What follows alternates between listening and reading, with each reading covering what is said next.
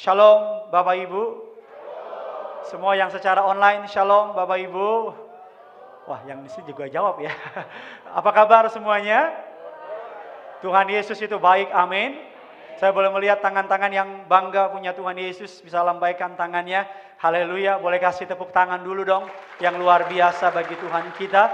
Di hari Jumat Agung ini kita akan belajar sebuah kebenaran firman Tuhan yang memberkati saya. Dan saya juga percaya akan memberkati setiap sidang jemaat Allah. Saya beri judul, kalau terjemahan Indonesianya, tidak ada lagi yang bisa Anda lakukan. Atau there is nothing more for you to do. Tidak ada lagi yang bisa saudara dan saya lakukan. Sama-sama bilang sama saya, karya Tuhan Yesus di kayu salib sempurna. Ada bisa lebih semangat dong, ini Jumat Agung Bapak Ibu. Karya Tuhan Yesus di kayu salib sempurna. Colek kiri kanan saudara, bilang sempurna bos. Amin Bapak Ibu. Semuanya apa sempurna. Bahkan kalau saudara Bapak Ibu lihat tempat ini sempurna. Semua karena anugerah dan kebaikan Tuhan. Kalau Bapak Ibu lihat tadi malam gedung ini belum ada Bapak Ibu. Ya, jadi tiba-tiba langsung ada. Semua karena anugerah kebaikan Tuhan. Nah, saya akan sedikit bersaksi sama Bapak Ibu untuk saudara Bapak Ibu bisa melihat betapa Tuhan itu bekerja dengan cara yang misterius. Yang setuju bilang amin. Kita nggak pikirkan, kita nggak bayangin, out of nowhere tiba-tiba ada seseorang yang Tuhan kirim untuk berkati saudara. Kalau dia bekerja demikian sama saya percaya dia juga akan bekerja demikian sama saudara. Kalau dia bisa cari cara untuk berkati saudara, maka dia juga bisa punya cara untuk berkati saudara. Dia Tuhan yang kreatif, yang setuju bilang amin. Dia Tuhan yang apa Bapak Ibu? Yang kreatif. Makanya ketika dia merentangkan tangannya di kayu salib dan berkata, it is finished, sudah selesai. Izinkan saya merefresh otak saudara. Ketika kita berbicara mengenai it is finished, ada 5 arti. 5 adalah gambaran dari grace, anugerah Allah. Ketika kita hidup di luar Yesus, kita hanya menerima kutuk. Ketika saudara menerima Yesus, kita hanya menerima anugerahnya. Sama-sama bilang sama saya, anugerah Tuhan Yesus mengejar hidup saya. Ayo lebih semangat lagi, anugerah Tuhan Yesus mengejar hidup saya. Engkau akan dikejutkan oleh kebaikannya. Engkau akan melihat cara-cara Tuhan yang ajaib mengangkat saudara. Engkau akan melihat caranya yang indah. Dia Tuhan yang kreatif. Gak tahu dari mana caranya. Gak tahu dari mana timur, barat, utara, selatan. Dia perintahkan berkat, tolong saudara. Saya tuh bingung cari tempat. Di mana ya, di mana ya, di mana ya, di mana ya, dan di mana ya. Orang-orang yang saya kenal gak punya tempat. Sekalinya ada hanya rumahnya. Sekalinya ada tempat, harganya, ketika lihat harganya, haleluya, haleluya, haleluya, haleluya. Ada tempat bagus, kita udah suka, kosong, seperti bumi belum diciptakan. Kosong melompong, roh Allah masih melayang-layang di sana. Kosong melompong. Dan saudara mau tahu, yang hubungi kami bukan orang yang teman lama, no, bukan orang yang kenal sama kita. Dia kenal saya kenal juga. Tapi dia sudah lama nggak tahu kemana dan tiba-tiba, oke kita bahas firman dulu ya. Kan saya curhat di sini. Tapi Tuhan itu baik, bilang amin. Tempat ini benar-benar udah set, udah ready. Sekolah minggunya ada, buat teensnya ada, buat youthnya ada. Bahkan kantornya ada. Dan yang paling penting, pakai aja nggak usah bayar, itu yang paling penting. Itu yang paling penting. Ya, semua ada sekolah minggu, ada apa, tapi bayar, itu juga susah itu. Pakai aja, nggak usah bayar. Dan orangnya kita nggak kenal. Nggak kenal. Kalau saya sebut namanya pasti saudara akan, Nanti kita akan cerita. Jadi kita akan khotbah sampai jam 5 sore, saudara. Jadi kalau saudara pengen tahu endingnya, sabar sampai pulang nanti. Kalau kita melihat kata tetelestai di Alkitab mengandung 5 arti. Hati saya penuh dengan limpah ucapan syukur, Tuhan itu baik. Kalau dia yang panggil saudara, dia akan bertanggung jawab sama saudara. Kalau yang dia suruh sama saudara, dia gak pernah tinggalin saudara. Tetelestai yang pertama adalah seorang hamba yang telah menyelesaikan pekerjaannya. Dia telah menyelesaikan pekerjaannya dengan baik. Kita dapat info dari Jumat malam baru bisa pakai. Dari Kamis malam, Kamis siang lebih tepat, Kamis sore. Lebih tepatnya, dapat ketok palu, oke, jalan, boleh pakai. Tadinya kita mau pakai suatu tempat di Kanada. Di Kanada, ketika kami dapat udah siap semuanya, yang tempat minggu lalu itu loh. Tahu kan? Bagus tempatnya, tapi ya bagus. Kamis malam, oke pakai. Saya bilang sama teman-teman, oke kita bisa pakai. Dia bilang, bang Sangkuriang lebih ngeri daripada ini bang, katanya. Karena benar-benar gak ada, tapi Tuhan itu baik. Telah seseorang pelayan yang telah menyelesaikan pekerjaannya. Yang kedua adalah tetelestai adalah seorang hakim yang telah mengetok palu dan menyelesaikan hukumannya. Dia telah mengetok palu dan berkata, it is done, sudah selesai, sudah finish, hukumannya sudah diselesaikan. Yang ketiga adalah seorang akuntan yang telah membuka hitungan utang-utang saudara dan utang-utang saudara dibayar lunas. Saudara yang punya pinjol, bayangin pulang dari tempat ini, pinjol telepon saudara dan bilang utangmu lunas. Wah, ada juga pinjol di sini. Bayangkan saudara seorang pengusaha yang punya tagihan dan tiba-tiba tagihanmu bilang, customermu bilang, Pak nggak usah bayar Pak. Kenapa? Udah dibayar. Siapa yang bayar? Saya juga nggak tahu. Itu arti kata tetelestai. Dibayar lunas. Bilang kiri kanan saudara, muka lo jangan masem-masem gitu dong bilang. Udah dibayar lunas. Amin. Berikutnya yang keempat adalah seorang artis yang telah menyelesaikan mahakaryanya. Sudah selesai seperti Leonardo da Vinci. Hampir Leonardo DiCaprio. Itu mah artis. Ini kan tempat kita sendiri, tolong dibantulah. Amin. Tadi pagi pertama kali saya khotbah di sahabat saya, rekan saya, JKI Go Shine, Bapak Ibu. Untuk pertama kalinya khotbah, berbeda mimbar, deg-degan, deg-deg sure. Dan hari ini di tempat ini karena itu Tuhan itu baik, amin. Nanti jam 4 ada di Tamres, Om Gilbert. Yang keempat, yang kelima adalah, arti kata tetelestai adalah seorang pelayan Tuhan yang telah mempersembahkan korban bakarannya kepada Tuhan. Allah disenangkan.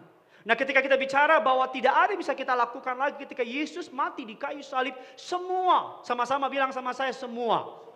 The whole package. Setiap kali saudara ketemu Jumat Agung, saudara perlu mengerti bahwa khotbah Jumat Agung sangat berbeda dengan khotbah Sunday Service pada umumnya. Karena khotbah Jumat Agung harus mengingatkan saudara apa yang Yesus lakukan di kayu salib bagi saudara.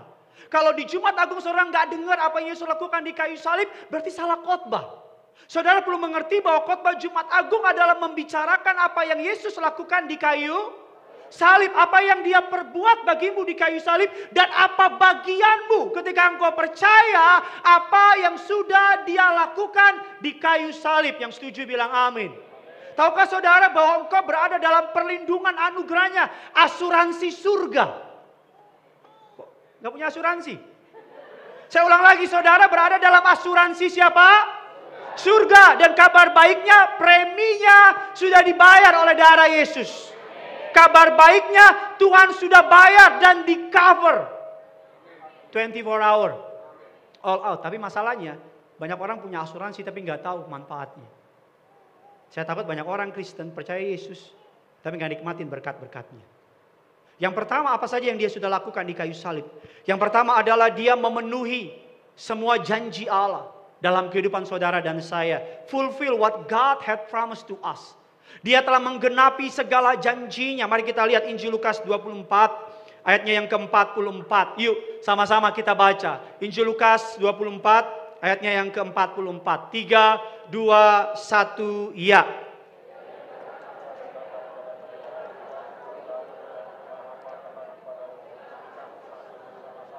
Yakni bahwa harus digenapi semua yang tentang aku di dalam dan kitab-kitab nabi dan kitab-kitab. Jadi Yesus diberitakan beberapa puluh ribu tahun yang lalu. Dari awal penciptaan manusia jatuh dalam dosa, Allah memberi janjinya. Allah memberi apa?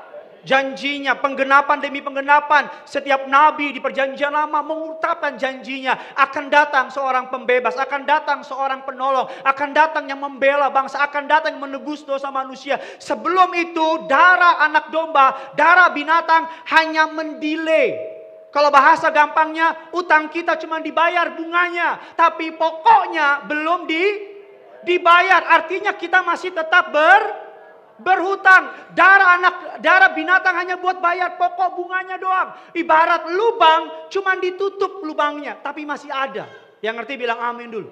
Jadi ketika Yesus datang ke dunia dan mati di kayu salib, penggenapan janji Allah. Saya mau bilang sama saudara, bahwa dari awal iblis tahu, sama-sama bilang sama saya, iblis tahu. Dan iblis berusaha membuat pengikut Yesus, para nabi, para hamba Tuhan, berusaha membuat mereka discouraged, nggak percaya dengan kelemahannya, dengan kegagalannya, dengan kemanusiaannya. Tetapi Tuhan yang panggil, Tuhan juga yang memperlengkapi mereka. Pelan tapi pasti rancangan Allah digenapi. Bahkan ketika Yesus datang ke dunia sekalipun, raja-raja memerintahkan untuk menghukum mati semua bayi-bayi. Karena iblis tahu, kalau sampai dibiarin, saudara dan saya akan diselamatkan. Rancangan Allah dari awal sampai hari ini. Apapun yang iblis berusaha stop, gak bisa stop. Kalau Tuhan udah berkenan sama saudara, tidak ada satupun kuasa di muka bumi ini yang bisa tahan berkat dari surga. Amin. Makanya firman Allah bilang demikian. Mari sama-sama kita lihat firman Allah. Kita firman Allah Yosua 21 atau 2 Korintus 1 ayat yang ke-20. 2 Korintus 1 ayatnya yang ke-20. Yuk sama-sama kita baca. 3, 2, 1 ya. Sebab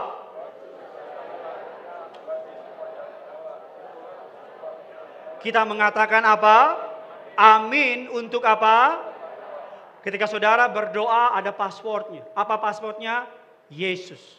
Ketika saudara memanggil nama Yesus, maka semua terbaik dari surga seperti wifi. Wifi rumah saya ada passwordnya. Apa passwordnya? Gene Boy. Yang di atas Joy Boy. Kalau saudara sampai ke rumah saya nanti saya ganti passwordnya. Karena pasti kau download nanti banyak-banyak di rumah saya. Kalau ada password bisa download. Ketika saudara memanggil nama Yesus, saudara punya passwordnya, katakan amin. Saya teringat sebuah kisah yang menarik, ada seorang tentara menanti di White House. Tahu White House? Samping Tomang. White House istana kepresidenan USA, state. Dia menanti di luar selama berhari-hari menanti. Pengen masuk gak bisa masuk karena gak punya akses. Suatu hari seorang anak kecil datang ke tentara itu dan berkata, Om, what are you doing? Apa yang kamu lakuin? Dan tentara itu bilang, saya mau ketemu presiden, tapi gak bisa masuk. Terus anak kecil itu bilang gitu, oh kalau gitu Om ikut saya. Dipegang tangan Om itu, dibawa masuk Om itu ke dalam. Masuk ke pemeriksaan, Om ini deg-degan karena gak punya kenalan. Tapi pemeriksa melihat anak kecil itu, hormat. Pos pertama lolos. Di pos kedua semua tasnya dibuka. Tapi ketika melihat anak kecil itu, tasnya gak dibuka, hormat. Lolos ke pos kedua. Bahkan sampai di Oval Room, tahu dari mana? Nonton TV. Nah, saya gak pernah ke sana. Sampai di Oval Room, orang semua lagi meeting. Anak kecil ini buka pintunya, semua lihat, gak marah, cuma bilang, oh. Presiden bilang, masuk nak. Dan anak itu bawa omnya, Om, ini Om mau ngomong sama Papa. Ternyata papanya presiden. Papa, tolong dengerin ya, apa permintaan Om. Tolong jawab ya permintaan Om, kan Papa berkuasa. Ini saudara diem ngerti apa enggak maksudnya? Ini enggak berubah-berubah nih. Udah musim baru masih sama aja kelakuannya nih. Tolonglah jangan dibawa-bawa lah. Yang gitulah udahlah. Ini musim yang baru ini. Bisa ngerti enggak maksud saya? Anak kecil itu adalah picture of Jesus. Dia yang akan bisa bawa saudara masuk ke dalam perjanjian berkat, perjanjian anugerah, ke dalam pintu-pintu berkat. Kalau ada Yesus akan diberikan sama saudara. Kami lihat tempat ini beberapa hari yang lalu. Ketemu sama ownernya. Super rich, orang kaya raya. Datang ketemu, pertanyaan pertama ditanya, siapa di belakang kamu? Maksudnya siapa orang yang di belakangnya? Kami sama istri bilang Tuhan Yesus. Karena memang cuma Tuhan Yesus. Gak ada lagi yang lain. Saudara amin-amin karena gak duduk di situ kan. Kami yang duduk di situ. Terus sebutin dong yang kamu kenal untuk jadi referensi. Siapa yang saya kenal? Gak ada. Saya sebutin nama abang saya gak kenal dia. Disebutin nama si ini, orang-orang gede. Dalam hati saya kenal dia, tapi saya nggak tahu dia kenal saya apa enggak. Berapa banyak jemaat yang ikut kamu? Saya bilang nggak tahu. Apa gerejamu? Kita bukan gereja. Ministry. Oh, terus gimana dong? Ya gimana Om? Oke, kita pikirin dulu katanya. Oh ya udah. Dan malam kami sama tim pendoa, ayo gempur. Gempur dengan doa. Beliau orang yang cinta Tuhan, takut akan Tuhan. Tapi sebagai seorang pengusaha, is cengli. Untuk kasih tempat sebaik ini dengan orang yang harus jelas. Kan gak mungkin anta beranta datang begitu. Saudara mau tahu apa yang terjadi? Malam-malam kami doa. Pagi-pagi teman baik istri saya, puji Tuhan saya nikah sama dia. Dia punya koko. Di sini ada Ko Reza namanya. Kita boleh kasih thank you so much. Dan Ko Reza telepon, Gideon, iya kok. Kamu mau pakai gedung itu? Ya mau kok. Oh iya gampang. Wah, apa ini maksud saya bilang di gampang-gampang. Dan ternyata Ko Reza udah jadi asisten orang itu selama 13 tahun. Dan saya bilang sama Ko Reza, kok Tuhan tanam Ko Reza di situ 13 tahun untuk hari ini. Saya bilang sama Ko Reza bilang gini, banyak loh tempat orang-orang gede mau pakai. Ini kita anak-anak boyband Korea. Kasih. All set. Semuanya ready. Set. Bener-bener. Saya kalau nangis tadi bilang curhat lagi. Set. Tuhan itu baik. Sampai tadi masuk kemari saya bilang kayak Tuhan. Kan kita kan anak Tuhan kan. Kayaknya boleh 2 lagi Tuhan kayak gini Tuhan. Iya dong, boleh dong. Boleh dong. Kan gratis. Ya kan? Tolong dibantu Ko Reza kalau ada lagi. Kan buat nama Tuhan. Buat kemuliaan bagi nama Tuhan. Nggak tahu dari mana dia buka pintu. Sampai saat istri saya lihat-lihatan. Sayang beneran nih mulai. Saya bilang iya mulai. Mau gimana lagi? Karena jemaat udah pada bawel. Pak. Apa nih Pak? Jadi kabar baiknya minggu depan kita akan mulai onsite bagi setiap jemaat Tuhan hari Minggu. Hari Minggu kita akan mulai onsite, nanti jamnya akan dikasih tahu. Bagi Bapak Ibu ingin datang tertarik dan belum punya tempat beribadah, you are welcome in here. Puji Tuhan, Tuhan Yesus itu baik. Semua satu gedung seperti ini dipercayakan sama kita anak-anak pramuka. Tuhan itu baik. Gak tahu bagaimana caranya, Ko Reza, Esther, Ci Esther dan sebagainya. Atur. And then, dan terjadi. Makanya saya mau bilang sama saudara dari mimbar yang kudus ini. Tuhan kalau panggil, dia perintahin orang buat buka jalan buat kamu. Dia kalau panggil kamu, dia akan buka pintu-pintu berkat untuk perlengkapin kamu. Nanti habis ini Bapak Ibu yang ada di sini kalau mau study tour boleh. Tapi daftar itu tiketnya 5.000 di situ Bapak Ibu. God is good. Tuhan itu baik. Bahkan semua kursinya, semuanya pakai aja katanya. Siapa yang bisa mengubah hati orang untuk sayang sama kita kalau bukan Tuhan? Siapa? Tuhan pakai Ko Reza untuk jadi penjamin. Bilang kata Ko Reza, saya yang jamin Pak. Dia lihat saya nggak jamin saya bilang. Saya yang jamin. Ya udah Kak jamin, pakai. Itulah Tuhan. Ketika Yesus mati di kayu salib, dia menjadi pemenuh atas segala janji Tuhan. Saya ngomong ini bukan omong kosong. Saya ngalamin sama teman-teman. Kami ngalamin bahwa Tuhan itu baik. Tuhan itu sangat amat sangat baik.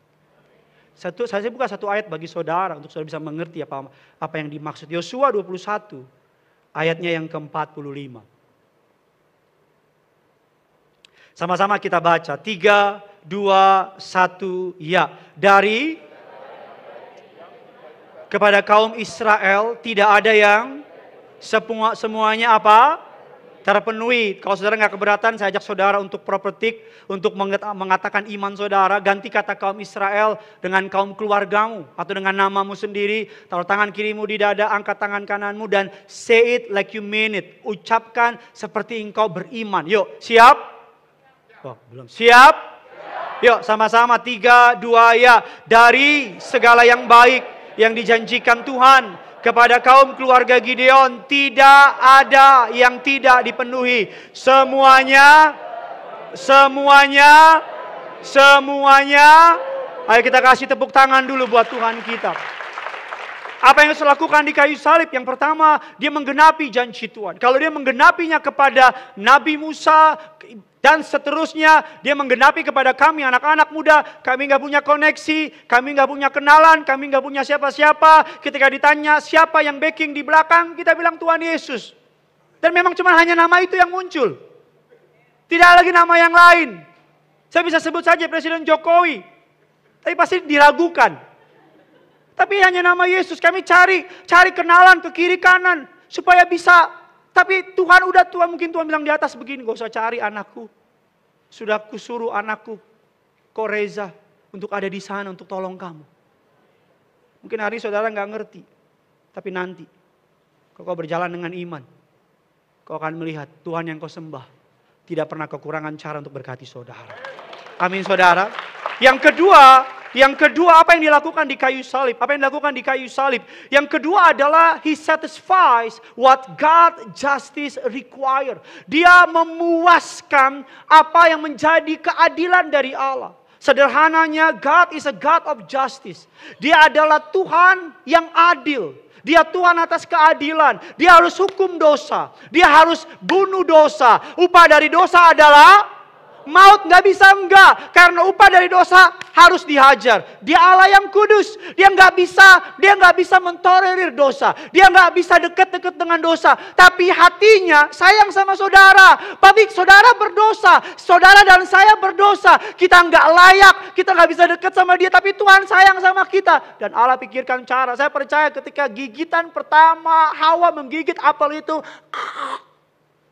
saya percaya detik itu juga Allah sudah memikirkan jalan keselamatan untuk kita. Amin. Saya percaya detik pertama Hawa, saya percaya Allah langsung begini, oke. Saya percaya ketika Adam makan apel itu, mungkin bunyinya nggak begitu.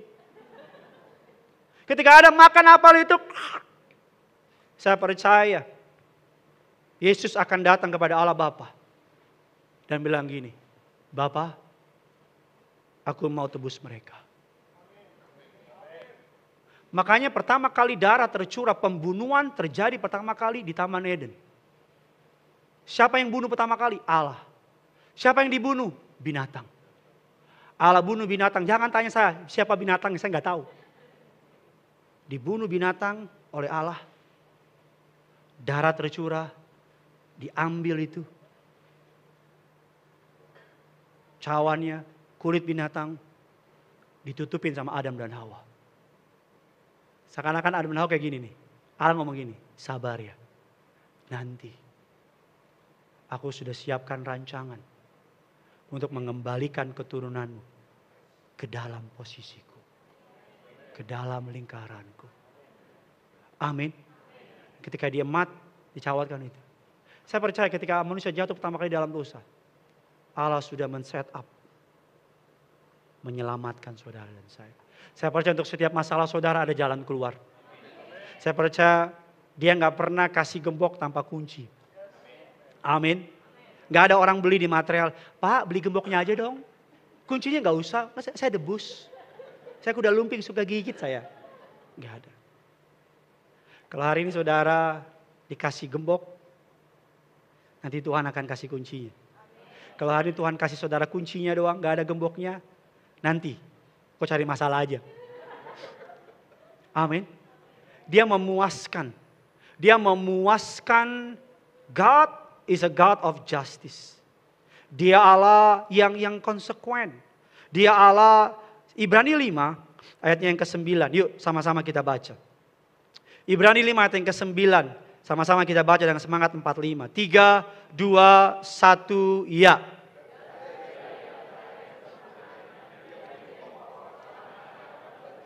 Bagi semua orang yang apa? Yang apa saudara? Yang taat kepadanya, dia menjadi pokok keselamatan yang abadi. Bagi semua orang yang taat kepada 2 Korintus 5 ayat yang ke-21, ayat yang ke-20 sampai yang ke-21. Sama-sama kita baca 2 ayat ini. 3, 2, ya. Jadi kami ini adalah apa?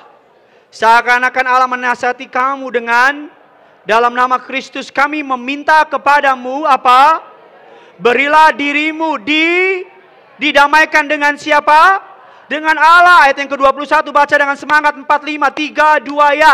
Dia yang tidak mengenal dosa telah, karena kita, supaya dalam dia kita apa? Kita apa saudara?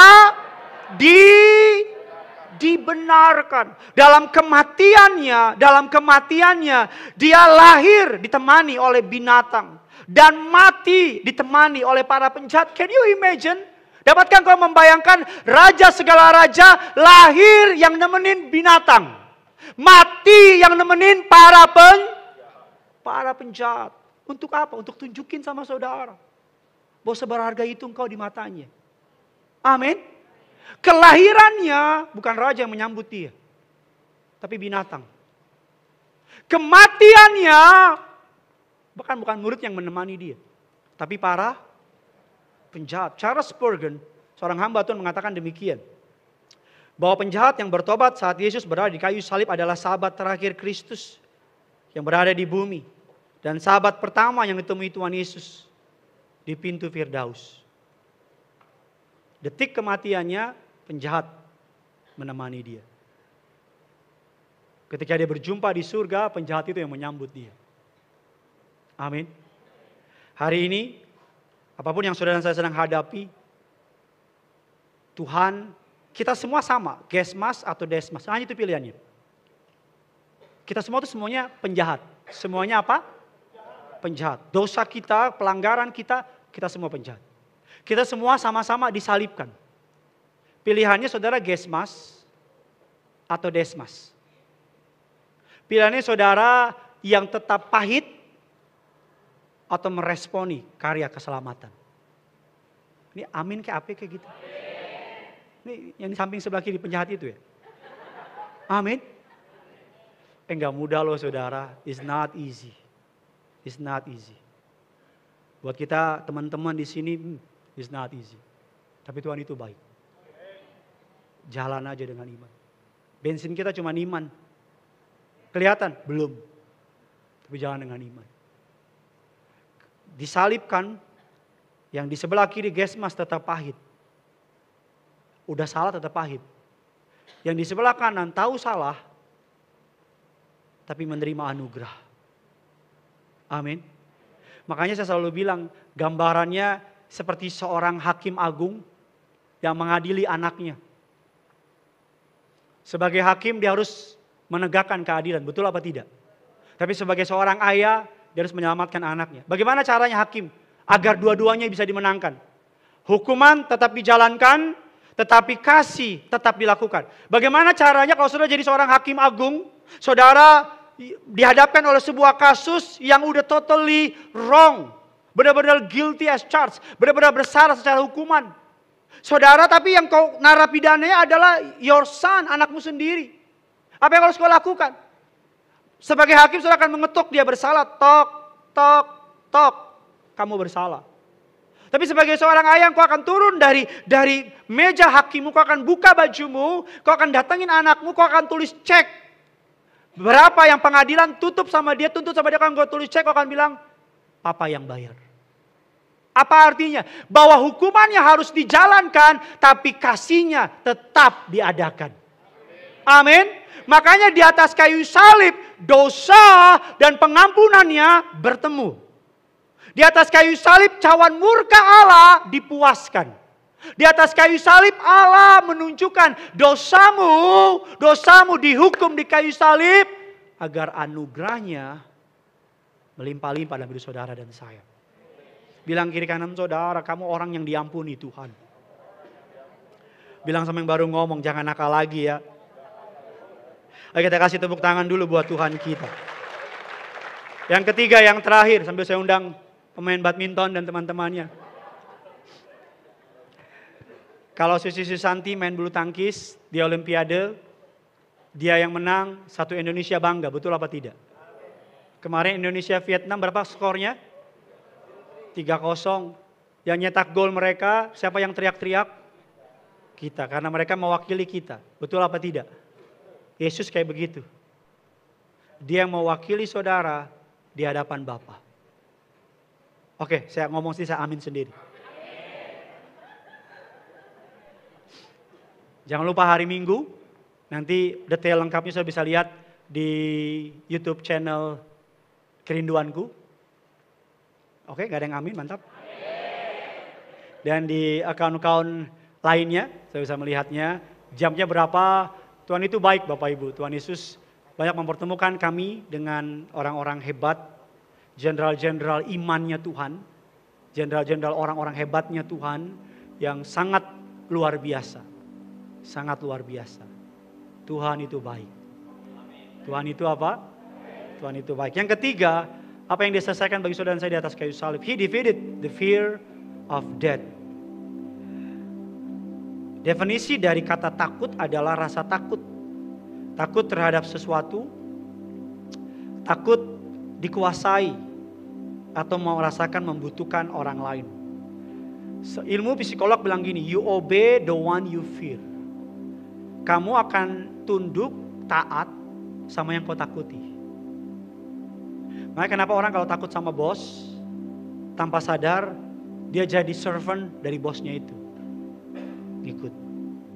Kalau orang takut sama sesuatu, istri saya takut sama binatang, bahasa Inggrisnya manifit. Banyak kaki. Nah, kaki manifit. Saya nggak boleh sebut namanya karena pasti marah nanti. Jadi kalau itu muncul, itu binatang di depan, saya bilang, sayang, anak saya yang paling besar, Genesaret, usil sama dia. Papa, mama, ada manifit. Bisa ngamuk dia. Bisa cawan murka Allah, lebih hebat dari cawan murka dia. Ya kalau muncul tuh, si manifit itu, wow, dia bisa langsung lompat ke lantai 10 rumah kami. Takut. Ada orang yang takutnya, aduh apa kata orang ya? Apa kata orang ya? Aduh gimana nanti ya? Aduh gimana ya? Ada orang yang rasa takutnya terus di comfort zone. Gak berani punya leap of faith, langkah iman. Whatever it is. Ketika dia mati di kayu salib, saudara dan saya, you have no reason to fear anymore. You have no reason to fear. Harusnya orang Kristen adalah orang yang paling percaya diri di muka bumi. Lo mati aja dia mau kok. Apalagi cicilan mobilmu. Oh, gak ada yang jawab, berarti udah lunas mobilnya ya. Disiksa. Saya tahun lalu pernah bilang kan, silospongium. Yang dipakai buat, mohon maaf, cebok pada zaman Romawi kuno. Ketika Yesus mengambil, prajurit Romawi mengambil anggur itu asam dan ditaruh di mulut Yesus. Itu tempat yang dipakai buat, mohon maaf, bersihin kotoran. Ditaruh di mulut Yesus. Google it. Raja segala raja dihina sedemikian rupa. Agar hari ini kau yang merasa terhina, chin up. Ngapain gini mulu? Kayak narapidana. Kayak punya utang. Ketemu orang,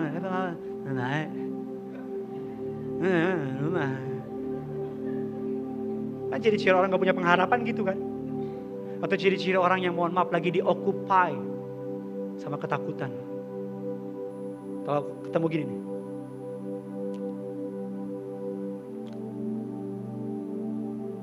lemes, bibir pecah-pecah, mata kunang-kunang, itu ciri-ciri dompet kosong. The fear of death, takut mati, and the fear of any emotion, apapun itu, dia sudah selesaikan di kayu salib. Memang Tuhan gak jawabnya Dia nggak langsung kasih semuanya gitu kayak, nih. Enggak. Tapi dia begini. Satu halaman ya. Udah mau habis. Ini 2. Oh punya anak ya. 5. Oh rumah baru ya. 20. Oh lagi banyak masalah. 1 pasal deh. Tapi yang pasti gak akan kekurangan. Yang pasti gak akan dipermaluin. Yang pasti gak akan ditinggalin. Karena kalau langsung dia kasih semua, nih, cuma 2 kemungkinan. Kemungkinan pertama, kita gak akan ngandalin Tuhan lagi. Betul apa tidak? Karena bagi Tuhan yang terpenting bukan hasilnya, tapi bagaimana He change your attitude. Bagaimana dia mengubah. Saya banyak ketemu jemaat yang bilang sama saya gini, Pak Pendeta, saya ikut khotbah Pak Pendeta 2-3 tahun. Selama saya ikut khotbah Pak Pendeta atas anugerah Allah, hidup saya berubah Pak. Saya yang tadinya tukang marah, tukang apa, semenjak ikut khotbah Bapak, pelan-pelan Tuhan ubahkan sesuatu di hati saya. Itu yang saya bilang metanoia. Itu yang saya bilang Roh Kudus bekerja. Karena firman Allah ketika saudara membiarkan Roh Kudus bergerak dalam diri saudara, firman itu diurapi oleh Roh Kudus. Saudara terima dengan iman tanpa engkau sadar di dalam hatimu, engkau proses firman itu. Roh Kudus mulai bekerja di dalam dirimu. Segala kekotoran, kenajisan, segala kelemahanmu, slow but sure, dia akan ubah. Mula-mulanya gelap, lama-lama tidak terlalu gelap, dan pada akhirnya engkau akan diubahkan jadi segambar serupa seperti dia. Kemungkinan kedua kalau dia langsung kasih semuanya, kita gak akan bijaksana memulainya. Mungkin kita akan habisin semuanya. Padahal masih panjang perjalanan. Amin. He defeated the fear of death. Semua pendiri agama punya tanggal lahir. Semua pendiri agama punya tanggal kematian. Tapi hanya Yesus yang punya tanggal kebangkitan. Hanya Yesus. Gak ada yang lain. Hanya Yesus. So, apa yang kau takuti? Kalau hari ini Bapa di surga, Yesus datang sama saudara dan tanya, kenapa mukamu merenung? Kenapa mengkerut sih? Wah, gak apa-apa Tuhan Yesus. Kenapa? Kenapa nangis? Ya itu. Langsung kan dipancing bocor. Apa kata Yesus? Serahkanlah kekhawatiranmu kepadaku. Aku akan memelihara kamu. Aku akan memelihara kamu. Picture this, bayangin ini Yesus yang ngomong sama saudara. Yesus akan pelihara kamu. Pelihara kamu. Pelihara kamu. Pak, saya baru mulai karir, Pak. Yesus pelihara karir kamu. Pak, anak saya baru mulai kerja, Pak. Yesus pelihara anak kamu. Pak, saya divonis dokter punya sakit penyakit, Pak. Yesus akan pelihara kamu. Gak ada yang lebih hebat, gak ada yang lebih dahsyat. Surga pelihara saudara dan saya. Amin. Ada yang lebih hebat lagi dong buat Tuhan. Surga apa saudara? Pelihara. Ibrani 2 ayat yang ke-14, 15 ayat saya terakhir. Setelah diberkati, amin. Ibrani 2, 14, 15. 3, 2, ya. Karena